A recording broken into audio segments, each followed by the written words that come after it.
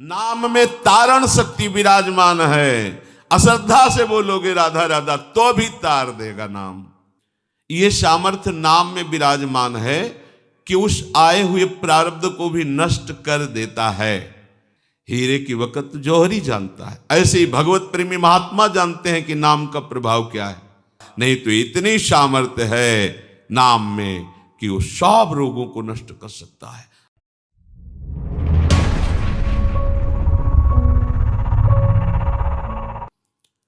अपने को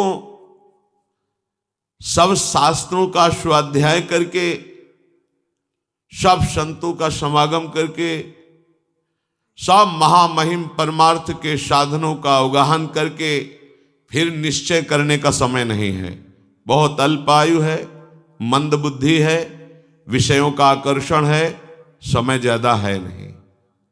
तो इनका सबका अवगाहन किए हुए जो महापुरुष हैं, जिन्होंने समस्त शास्त्र के सिद्धांतों का अवगाहन किया है, समस्त संत महात्माओं के हृदय की बात को समझा है, समस्त साधनों का सार ग्रहण किया है, वो महापुरुष जन कहते हैं सबका सार एकमात्र प्रभु का नाम है। आप विश्वास करके यदि प्रभु के नाम का निरंतर रटन शुरू कर दे तो हर स्थितियां आपके हृदय में आ जाएंगी। कह रहे ननु दुरिताक्रांताय ते कथम संश्रयम दास्यामि तत्राहा। यदि आप कहें कि बहुत पापों का भार मैं एकत्रित कर चुका हूं, क्या प्रभु मेरे जैसे पापी का भी उद्धार कर देंगे? मैंने हिंसा की, चोरी की, पापाचरण किया, कभी बड़े बुजुर्गों की सेवा नहीं की, कभी गुरुजनों की आज्ञा में नहीं रहा, मनमानी आचरण करके अपने को नष्ट कर लिया, क्या अब भी उपाय है मेरे कल्याण के लिए? तो कह रहे हैं कि तू चाहे जितना बड़ा पाप करने वाला हो, तू चिंता मत कर, क्योंकि जय नाम धेय मुनि वृंद गेय जनरंजनाय परमाक्षराकृते तम नादरादपि मनागुदीरितम निखलोग्र ताप पटली विलुम्पशी। जय हो मुनि गणों के द्वारा जपे जाने पर प्रभु को भी अधीन करने वाले नाम की जय हो। हमें चिंता नहीं करनी कि भगवान हमें स्वीकार करेंगे कि नहीं। उनकी तरफ से स्वीकृति की बात अब हमें नहीं देखनी, हमें अपनी तरफ स्वीकृति की देखनी है। क्या आपने नाम को स्वीकार किया कि नहीं? ये वो नाम है जिसकी जय मुनिगण कर रहे हैं कि घोर पाप प्रवृत्तियों से निकाल करके महात्मा बना दिया। उल्टा नाम जपत जग जाना, वाल्मीकि भय ब्रह्म समाना। कोई और दूसरा साधन नहीं। नाम निरंतर रटने का प्रभाव हुआ कि पाप सब नष्ट हो गए। खास बात नहीं, पाप की प्रवृत्ति का नाश करके भगवत प्रेम प्रकाशित कर दिया। ये भक्तों को प्रतिक्षण सुरक्षित रखता है। अनुरंजनम, भक्तों के हृदय को आनंद प्रदान करता है ये भगवन नाम। ये और कोई नहीं है, अक्षरों की आकृति धारण किए हुए स्वयं भगवान की सामर्थ्य विराजमान है। ध्यान दीजिए, राधा कृष्ण हरि, ये और शब्द नहीं है, ये साक्षात प्रभु की अपार सामर्थ्य अक्षर की आकृति धारण करके आपकी जिह्वा पर आ गई है। इसमें यदि आपकी श्रद्धा हो गई तो आप सारी की सारी सामर्थ्य आपके हृदय में ये नाम जागृत कर देगा। उत्कर्ष प्रदान करने के लिए सदैव गरज रहा है भगवन नाम। आपको महामहिम पद में पहुंचाने के लिए समर्थ है नाम। प्रभु को अधीन करके आपके हृदय में प्रकाशित करने की सामर्थ्य एकमात्र नाम में विराजमान है। नाम में यदि कोई अनादर पूर्वक नाम उच्चारण करे तो उसका कल्याण हो जाता है। अनादर पूर्वक, क्या राधा राधा राधा, बस तुम अश्रद्धा पूर्वक बोले राधा राधा, यही आपका कल्याण कर देगा। इसमें श्रद्धा की आवश्यकता इस कोटि से नहीं है कि जैसे आग को छुओ तो श्रद्धा की आवश्यकता नहीं है, उसकी सामर्थ्य जला देना। दाहिका शक्ति आपको जला देगी। आप अश्रद्धा से छुओ, गुस्सा से छुओ, अपमान करने के लिए उसे छुओ तो भी वो आपको जला देगी, क्योंकि उसमें दाहिका शक्ति है। जहर में मारण शक्ति है। श्रद्धा से पियो, अश्रद्धा से जबरदस्ती कोई पिया दे तो भी मरी जाओगे, उसमें मारण शक्ति है। नाम में तारण शक्ति विराजमान है। अश्रद्धा से बोलोगे राधा राधा तो भी तार देगा नाम। ओहो, यदि अब भी समझ में नहीं आ रहा तो भगवान जाने तुम्हारी क्या गति होनी है। संकेत में, परिहास में, अनादर में, उपहास करने के लिए यदि नाम का उच्चारण कर लिया तो लिंग देह पर्यंत समस्त भयंकर पाप समूहों को समूल नष्ट कर देता है नाम।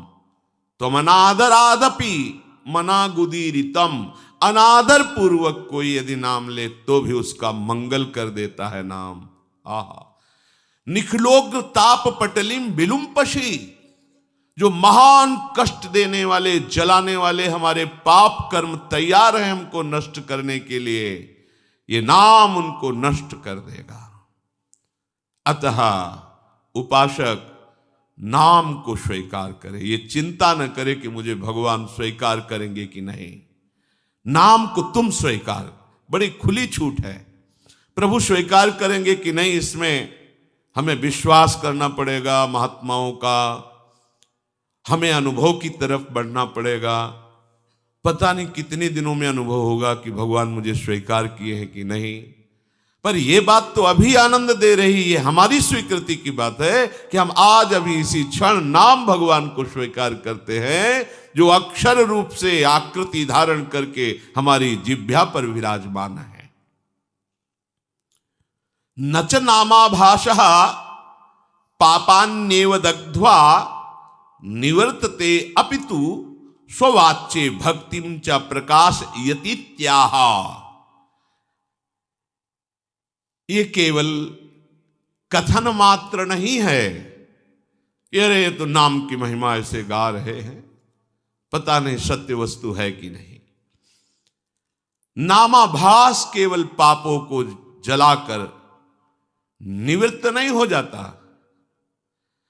वो अपने वाच्य को अधीन करके हृदय में प्रेम प्रकाशित कर देता है। जैसे कृष्ण ये वाचक है और कृष्ण रूप ये वाच्य है। ये वाचक, ये नाम उस रूप को आकर्षित करके उसके प्रति अपार प्रेम प्रकट करके आपके हृदय में स्थापित कर देगा। कितनी अपार महिमा है, और कुछ करने की जरूरत ही नहीं है। कितना समर्थ है नाम। कहते हैं यदा भासोप्युद्यन कवलित भवध्वांत विभवो दृशम तत्वान्धानामपि दिशति भक्ति प्रणयिनीं जनस्तस्योदात्तं जगति भगवन्नाम तरणे कृतीते निर्वुक्तुम कहि महिमानं प्रभवति। हे भगवन नाम सूर्य, जिसने आपको स्वीकार कर लिया उसके जीवन में अंधकार नहीं रह गया। जैसे हम प्रकाश में देख पाते हैं, भ्रम हो जाए कि रस्सी में सांप है तो बिना प्रकाश के नहीं देख पाएंगे, तो जैसे हम प्रकाश में देख पाते हैं कि वो सर्प नहीं, वो रस्सी है। हमारा भ्रम था कि हम रस्सी को सर्प मानकर भयभीत हो रहे थे। ऐसे ही नाम भगवान रूपी सूर्य के प्रकाश में हम देख पाते हैं ये जगत नहीं, जगदीश ही जगत बने हुए हैं। वासुदेवा स्वरमिति स महात्मा सुदुर्लभा, सर्वत्र भगवत दर्शन कराने की सामर्थ्य नाम में विराजमान है। इस संसार में कौन ऐसा होगा प्रवीण पंडित जन जो आपकी महामहिमा असमोर्ध महिमा को यथार्थ रूप में कह सकता है। हे नाम भगवान, आपकी महिमा को कोई पंडित, कोई ज्ञानी, कोई महात्मा संपूर्ण वर्णन करना चाहे तो असमर्थ है। कहूं कहां लगी नाम बड़ाई, राम न सकहि नाम गुण गाई। स्वयं नामी भगवान भी अपने नाम की महिमा को पूर्ण रूप से वर्णन करने में असमर्थ हैं। ऐसी अपार महिमा आपकी है। कोई भी हो, कहीं भी हो, कोई शर्त नहीं है, पवित्र हो या पवित्र हो, नाम का चिंतन, नाम का गायन, नाम का रटन आपके अविद्या रूपी अंधकार का नाश करके परम वैभव प्रकाशित कर देगा। लोक परलोक के सारे सुख आपको प्राप्त हो जाएंगे। यही परलोक सकल सुख पावत, मेरी सो भैया कृष्ण गुण संचु, महाप्रभु हरिवंश चंद्र जी कहते हैं। जो चाहिए ये नाम तुम्हें प्रकाशित कर देगा। उस वस्तु, व्यक्ति, स्थान, परिस्थिति, घटना, कोई भी ऐसा नहीं होगा कि तुम्हें कभी ऐसा अभाव का वर्ण अनुभव हो कि ऐसा। जिस समय नाम का एक छत्र राज्य हो जाता है तो और कोई भाव ही नहीं रह जाता, क्योंकि पता चल जाता है इस माया के नाटक में फंसने से जो हमें दुख मिला, अशांति मिली, क्लेश मिली, वो हमें गलती समझ में आ जाती है। इसलिए वस्तु, व्यक्ति, स्थान, घटना, परिस्थिति की मांग ही खत्म हो जाती है। ऐसा लाभ प्राप्त होता है जिस लाभ प्राप्त होने के बाद और कुछ प्राप्त करना बाकी ही नहीं रहता। जो तत्व दृष्टि से विहीन हैं, जिनको ज्ञान नहीं है, उनको भी वही गति प्रदान करने में समर्थ है नाम। आहा, ये बड़ी बात है। तत्व ज्ञान प्राप्त होना ये बहुत कठिन बात है, लेकिन तत्व ज्ञानियों की जो गति है वही एक नाम जापक को भी प्राप्त हो जाएगी। नाम तत्व बोध करा देगा, नाम परम पद में स्थापित कर देगा। अथैकांतिक भावे नोपाशितम नाम भोगैक विनाश्यमपि प्रारब्धम विनैव भोगाद्विनाशयति त्याहा। ओहो, बड़े आश्चर्यमयी बात। शास्त्रों में जहां हम महिमा देखते हैं साधनों की, सिद्धांतों की, वह पाया जाता है कि जो आपसे अब कर्म बन रहे हैं, भगवत शरणागत हो, उनको मानो भुने हुए चने में जैसे अंकुरण नहीं होता, ऐसे आपके नवीन कर्म आपको बांध नहीं पाएंगे। उनको निष्प्रभावित कर दिया जाता है भगवत शरणागति के प्रभाव से। पर जो शरीर की रचना हुई है कर्म भोग के लिए, ये सामर्थ्य नाम में विराजमान है कि उस आए हुए प्रारब्ध को भी नष्ट कर देता है। पर जो भगवत प्रेम मार्ग का उपासक होता है वो ऐसा नहीं चाहता, इसलिए उस शरीर के आए हुए प्रारब्धों को बहुत कम मात्रा में उनको भोग लेता है और भगवत कृपा से दिव्य देह प्राप्त करके भगवत सेवा में उपस्थित होता है। वो अपने भजन को इस नाशवान शरीर के सुरक्षित रखने के लिए खर्च नहीं करता, वो चतुर उपासक होता है। पर यदि चाहे तो कह रहे अथैकांतिक भावे नोपाशितम नाम भोगैक विनाश्यमपि प्रारब्धम विनैव भोगाद्विनाशयति त्याहा। जहां ये वेद प्रमाण है कि बिना भोगे प्रारब्ध नष्ट नहीं होता, वहां ये कह रहे हैं उदाहरण भी देखिए, विनयी भोगाद विनाशित्याह, यद्यपि शास्त्र का सिद्धांत है प्रारब्ध भोग के ही आपको शरीर के जो पूर्व कर्मों से रचित कर्म है उनको नष्ट करना होगा। यदि निष्ठा पूर्वक नाम जप किया जाए, निष्ठा अन्य कोई साधन नहीं, आप अपना क्या दूसरों के भी प्रारब्ध को नष्ट कर सकते हैं, इतनी सामर्थ्य है। एक बार कबीरदास जी के शरणागत हुए दिग्विजयी पंडित गंगा स्नान करने जा रहे थे। उन्होंने देखा बड़ी भीड़ लगी हुई है और शोरगुल हो रहा है, तो उस भीड़ में कौतूहल वश गए, क्या है, क्या हुआ? तो उनका कि आदमी आत्महत्या करने जा रहा था गंगा जी में, हम लोगों ने जबरदस्ती से रोक रखा है। वो कमर में पत्थर बांधे हुए बिल्कुल कगार पे खड़ा हुआ था, लोगों ने पकड़ रखा था। हुआ, भाई आप ऐसा क्यों कर रहे हैं? आत्महत्या सबसे निंदनीय महापाप है, जिसको बहुत भोगना पड़ता है। आप ऐसा न समझिए कि शरीर छूट जाएगा तो आप सुखी हो जाएंगे, बहुत दुर्गति भोगनी पड़ेगी। क्यों आत्महत्या करना चाहते हो?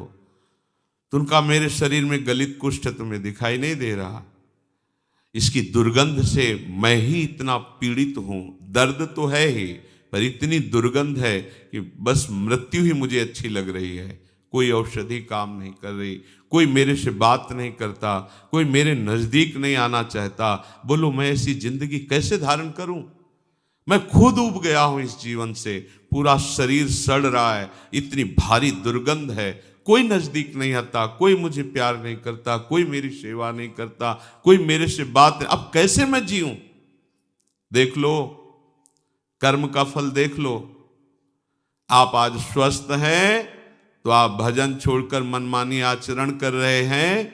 कल जब ऐसे कर्म फल की स्थिति आएगी जो आप कर्म किए हैं कि आपसे कोई बात भी नहीं करेगा, आपके पास भी नहीं कोई बैठेगा, आप खुद जीना नहीं चाहेंगे, वो कर्म आपको इतना दंड देगा। इसलिए सावधान रहो। अवश्य में भोक्तव्यम कृतम कर्म शुभाशुभम, जो आपके शुभ अशुभ कर्म है वो आपको भोगने पड़ेंगे यदि सावधान नहीं रहे। उन्होंने कहा कि तुम भगवान नाम की महिमा को जानते नहीं हो। यदि नाम महिमा जानते तो तुम आत्महत्या करने के लिए न जाते। छोड़ो पत्थर, मैं जो कह रहा हूं मेरी बात मानो। कमर से रस्सी से में जो पत्थर बांधा था छोड़ दिया। बोले खड़े हो गंगा जी में और राम डुबकी लगाओ, राम डुबकी लगाओ। 3 बार बोले, एकदम खत्म। ये उनकी कोई सुकृत नहीं थे जिसके शरीर में गलित कुष्ठ था। एक तो ये महान विद्वान शास्त्रज्ञ, दूसरी बात गुरु कृपा पात्र, तीसरी बात नाम महिमा को समझ चुके थे कबीरदास जी के द्वारा।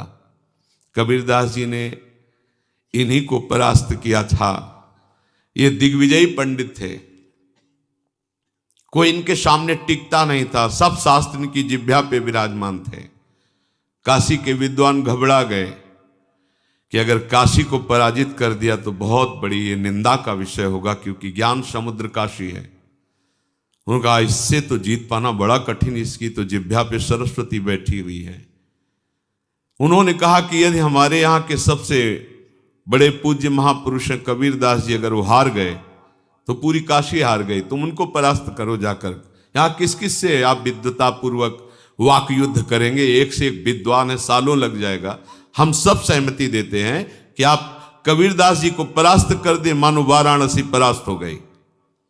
ठीक है, कबीरदास जी के पास गए। उन्होंने कहा शास्त्रार्थ करना चाहते हैं।